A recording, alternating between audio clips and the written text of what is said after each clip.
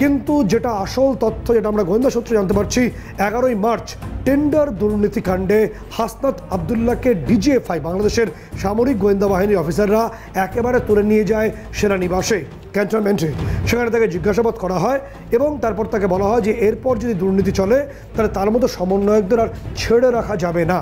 এরপরই হাসনাত আবদুল্লাহ, জামাতি পিনাকি ভট্টাচার্য এবং ইলিয়াসের মতো জঙ্গি যে গোষ্ঠীগুলো আছে বা ইউনুসের সিন্ডিকেট, এরা সরাসরি বিভিন্ন সোশ্যাল সাইটে সেনা প্রধানেরকে বরখাস্ত করা, তার অপসারণের দাবি করতে শুরু করে। এবং তিনি তোমাকে বলবো যে নির্দিষ্টভাবে এরপরই যে তথ্য আসে যে সেনার তরফে ক্র্যাকডাউন শুরু হয় এবং সেনার ক্র্যাকডাউন শুরু হওয়ার পরেই ইউনুসের সিন্ডিকেট তাদের অনেককেই নাকি এখন আর দেখা যাচ্ছে না, তারা নাকি গা ঢাকা দিয়েছে।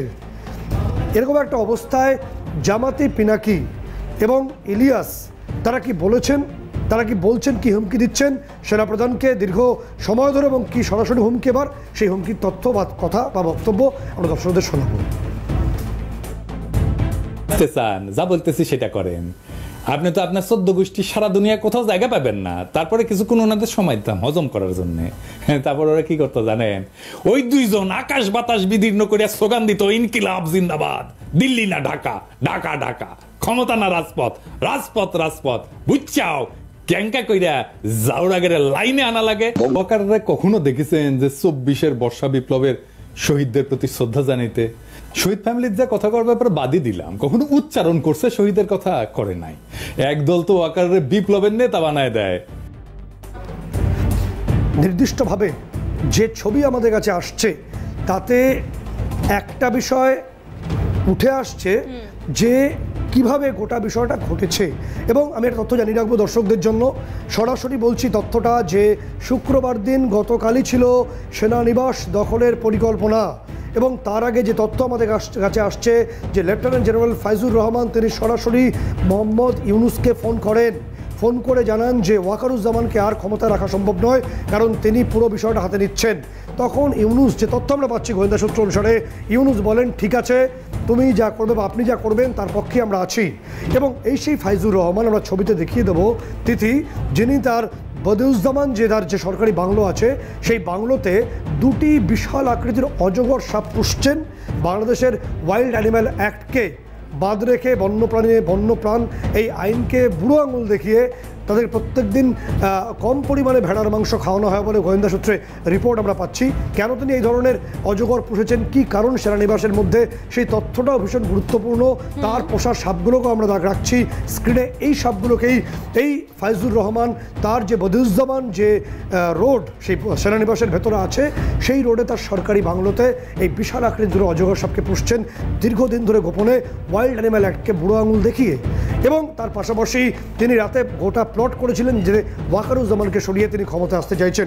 আমাদের সঙ্গে এই মুহূর্তে দীপ্তাংশুবাবু রয়েছেন, প্রাক্তন সেনাকর্তা। আমি সরাসরি তার কাছে তিনি যাওয়ার চেষ্টা করব।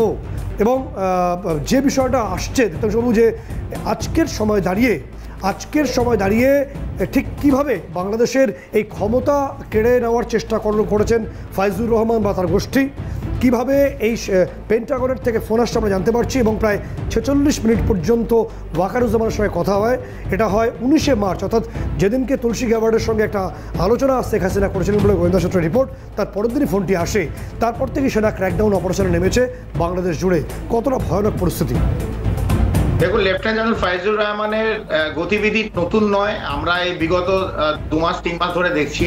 এবং উনি যখন ডিজিএফআই ছিলেন, ফরেন ইন্টেলিজেন্স দেখতেন, তখন থেকে আইএসআই সঙ্গে একটা সখ্যতা গড়ে উঠেছিল। এবং উনি আইএসআই যিনি ডিজি এবং অন্যান্য অফিসারের সঙ্গে he is closely in touch. এবং এটা সবার সামনে এসে গেছে, এটা এখন আর ঢাকা নেই। প্রত্যেকেই আমরা জানি যে ওনার গতিবিধি এবং ওনার লক্ষ্যটা কি। উনি একজন ভেরি ক্লোজ সাপোর্টার অফ জামাত, এটাও ঢাকা নেই।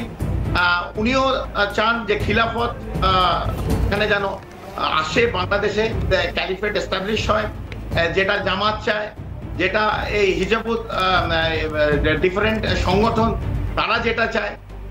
ওনারও লক্ষ্য ঠিক একই, আইএসআই লক্ষ্য একই।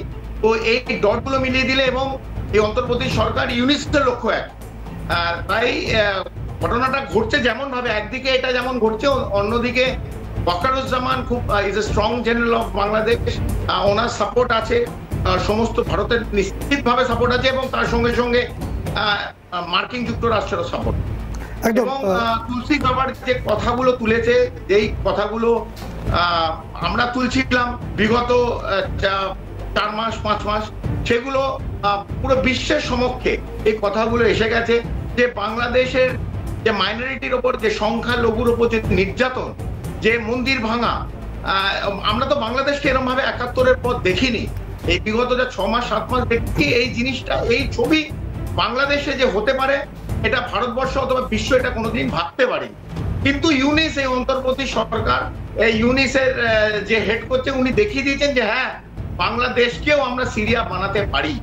এবং আমরা বলছেন যে বাংলাদেশের সিরিয়া বানানো সম্ভব। তিথি, একটা বিষয় যে দীপ্তাংশবাবু বলছেন যে মার্কিন যুক্তরাষ্ট্রের সমর্থন সরাসরি ওয়াকারুজ্জামানের প্রতি রয়েছে, ফলে মার্কিন যুক্তরাষ্ট্র সেখানে পাওয়ার উইন্ডো অন করতে চাইছেন ওয়াকারুজ্জামানের মাধ্যমে, ইউনুসের মাধ্যমে নয়, যেমনটা বলছিলেন দীপ্তাংশবাবু। তিথি, একেবারে সত্যজিৎ, এবং সেক্ষেত্রে এর আগে কিন্তু আমরা একাধিক সময়, আজ দীপ্তাংশবাবু যে কথা বলছেন, অর্থাৎ এই সিরিয়া তৈরি করে ফেলা বা ধর্মযুদ্ধ এক প্রকার একটা পরিস্থিতি তৈরি করে ফেলা, এটা কিন্তু আলোচনায় করছি। নিউজরুম থেকে সরাসরি চিফ রিপোর্টার সত্যজিৎ মুখোপাধ্যায় রয়েছেন, এবং আমাদের সঙ্গে আলোচনায় রয়েছেন অবসরপ্রাপ্ত সেনাকর্তা কর্নেল দীপ্তাংশু চৌধুরী। সত্যজিৎ, আমি দীপ্তাংশবাবু এক্ষুনি আসছি, তার আগে ছোট্ট করে আমি দেখাবো যে এই জামাতি পিনাকির অপর সহযোগী ইলিয়াস, সে সেনাপ্রধানকে কিভাবে অ্যাটাক করছে, হুমকি দিচ্ছে সোশ্যাল সাইটে, সেই ছবিটা একবার দেখানোর কথা।